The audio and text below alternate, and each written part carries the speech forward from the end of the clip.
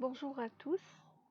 En complément aux exercices du TD numéro 4 sur le calcul des prédicats, je vais vous présenter dans cette vidéo l'exercice numéro 4 qui a été proposé dans l'EMD 2018-2019. L'exercice nous dit traduire la phrase suivante en formule du calcul des prédicats. Deux entiers naturels x, y sont premiers entre eux si et seulement si ils n'ont de diviseur commun que l'entier 1. Cas particulier, 1 est premier avec tout entier, 0 est uniquement premier avec 1. Les prédicats utilisés sont uniquement les trois suivants. P de x, y et y premiers entre eux, E de x est entier naturel, M de uv, u est multiple de v. Alors, les deux premiers prédicats qui sont proposés ici sont simples. P de x, y et y sont premiers entre eux. E de x est entier naturel. Donc c'est clair. Pour M de uv, u est multiple de v. Si par exemple on a 6 est multiple de 2, donc le 2 est diviseur de u. 2 est diviseur de 6. Donc voilà comment on fait sortir la notion de diviseur. C'est l'inverse en fait. Si donc on a 3 est multiple de 1, 1 est diviseur de 3. Lorsqu'on a ici 2x, on a x et y, donc on va chercher pour x et y un diviseur commun qui est 1. Donc ce v, ça va être un 1.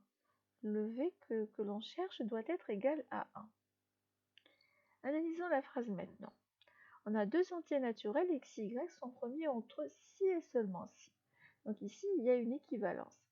On aura une équivalence entre la première phrase et la deuxième phrase. Alors, on prend comme ça.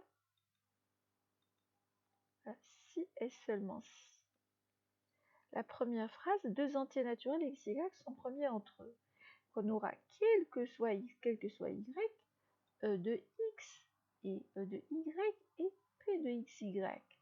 X entier naturel et y entier naturel et P de xy, x et y entier entre eux. Ceci est équivaut à cette expression. Cette expression qui exprime que le x et y n'ont de diviseur commun que l'entier 1. Pour ça, on traite d'abord les cas particuliers. 1 est premier avec tout entier. Donc le 1 est premier avec 0. X égale à 1 et y égale à 0. C'est le premier cas particulier. 1, lorsque x égale à 1 et le y égale à 0, entre ces deux-là, il ne peut y avoir que un diviseur qui est égal à 1. X égale à 1, il n'a que de diviseur, son diviseur, le seul diviseur qu'il a, c'est 1, 1 divisé par 1. Y égale 0, bien sûr le 0, on peut le diviser sur tous les nombres, mais lorsqu'on a le x égale à 1 avec lui, donc le diviseur commun entre ces deux-là, c'est le 1. Donc 1 est premier avec 0. On nous dit 0 est uniquement premier avec 1. X égale 0. 0 est uniquement premier avec 1. Voilà, donc x égale 0 et y égale 1. Voilà. Et puis on a le cas où x égale 1 ou y égale 1. Je veux dire, si l'un des deux, parce que là regardez, là il y a un on a mis un on, parce qu'il suffit que l'un des deux soit égal à 1 pour que le diviseur commun soit égal à 1. C'est pour ça qu'on met entre ces deux-là, on met un ou, ce n'est pas un, il suffit que l'un des deux, soit le x, soit le y, soit égal à 1 pour que le diviseur commun soit égal à 1. Donc je répète pour les cas particuliers. On a le cas particulier où le x égale à 1 et le y égale à 0. Ça, c'est un cas particulier. On nous dit 1 est premier avec tout entier. 1 est premier avec 0.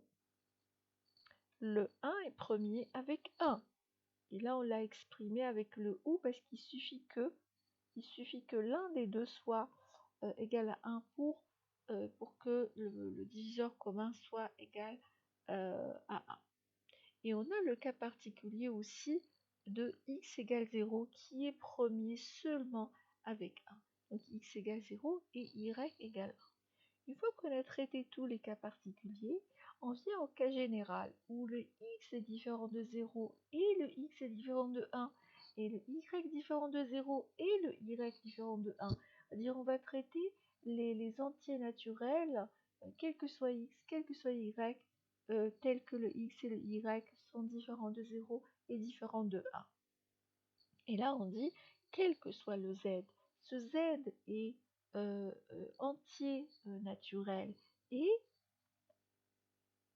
x est multiple de ce z et le m, pardon, et le y est différent de z, pardon.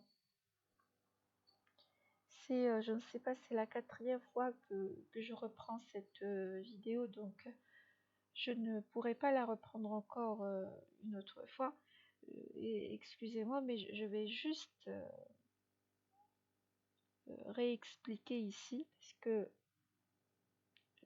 j'essaie de dire quelque chose, mais je prononce autre chose. Excusez-moi, donc je vais reprendre. D'accord? On vient de traiter les cas particuliers, maintenant on va traiter le cas général. Le cas général, on le traite lorsque le x est différent de 0, le x est différent de 1, le y est différent de 0 et le y est différent de 1. Maintenant, quel que soit le z, z est un entier naturel et le x est un multiple de z et le y est un multiple de z. Donc ce z est un diviseur. Z est diviseur de y et le z diviseur de x. Cela implique, si on a ça, cela implique que le z égale à 1. Et là, vous voyez, c'est un et qu'on a les deux, entre les deux. Ça veut dire on cherche un diviseur commun entre les deux. Z diviseur de y et le z diviseur de x. Donc ce z est égal à 1, quel que soit le z entier naturel.